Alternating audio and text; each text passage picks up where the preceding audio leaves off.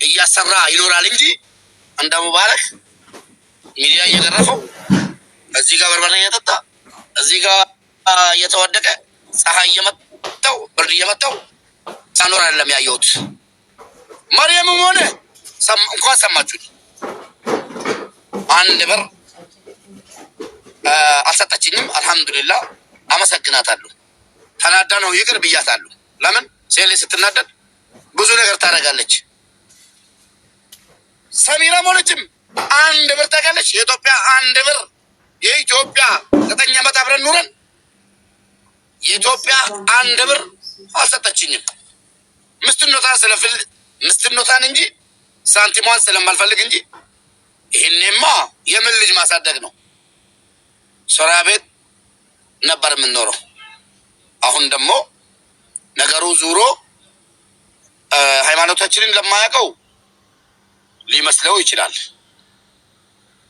እንደ ሃይማኖቴ እንደሚፈቅደው እያስተዳደርኩ ነኝ ባይ ነኝ። አቅም ይኑረኝ አይኑረኝ ቤቴን እየመራው ያለሁት ሰው ሳይሆን ሰርቄም ላምጣ ሰርቼም ላምጣ ባለቤቴን ቤት ውስጥ አስቀምጬ ነው እያኖርኩ ያለው። ሌላ ከኔ የሚፈልገው በሌላ በኩል አብሮ በመተኛ ከሆነ አልሐምዱሊላህ 2 ልጅ አለን።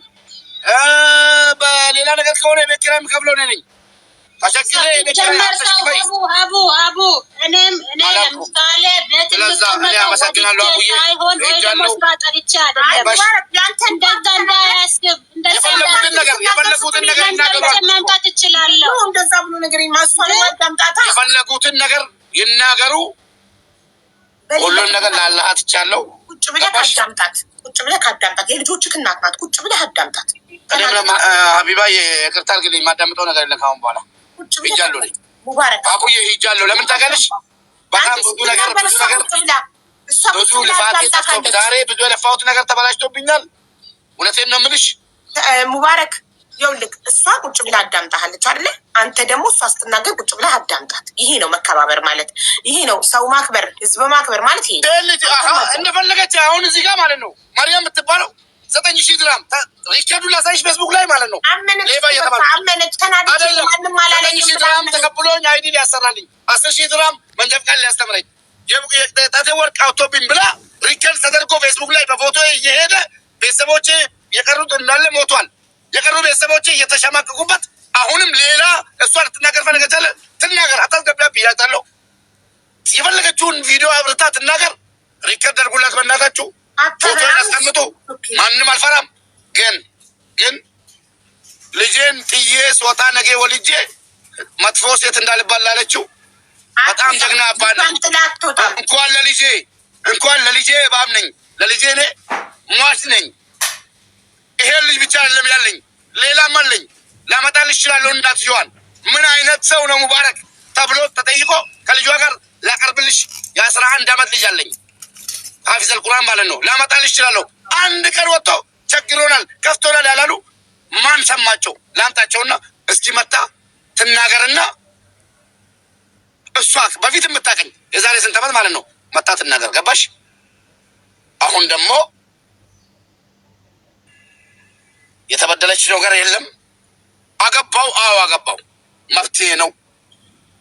እቺን ብቻ ይዛ የምናገረው ነገር ብዙ አለኝ አለች አይደለ? ብዙ ነገር የምናገረው አለኝ የፈለገችው ይኸው አምጪ በያት። እንግዲህ አለች ብቻ ሳይሆን ስም በማጥፋት ሳይሆን አምጪ በያት። እኩልላት መችድሉ ሰጠች። አምጪ በያትና ታምጣ ማሰላማ እዚህ ጋር ማለት ነው። ነገ ተቆጣችሁ ብታለቅሱ አቢባ ስለማሰማችሁ ሌላ ምስቶቼ ገብታችሁ ድምጻችሁን አሰሙ። ይኸው ነገ ድምጽ አታገኙ። ትናገር ሰሚራ ተናገሪ። እናት ሄዳለሁ እኔ አቡ አንደኛ ነገር አብዲን አስገቢው። እኔ ሲጀመር ከኔ ጋር ይኑር አላልኩም አልልልም። እኔም አልፈልገውም እንዲኖርም አልፈልግም። ለምን ሴት ልጅ እንደ ቀልድ አይደል፣ እንደ ቀልድ ተስፋ አትቆርጥም። ገብቶሻል? ስንት አመት ችላ ስደክማት ነው ተስፋ የምትቆርጠው እንጂ ተፈጠረ ብዬ አይደለም። እኔ ከአንዴ ከሁለት ከሶስት ገብቶሻል? በዛብኝ። ሲበዛ ደግሞ እኔ ምንድን ነኝ ምን ነው ሰው ነኝ እኮ በዚህ ላይ ሴት ነኝ ይሰማኛል። እና ምን እያለ ነበረ?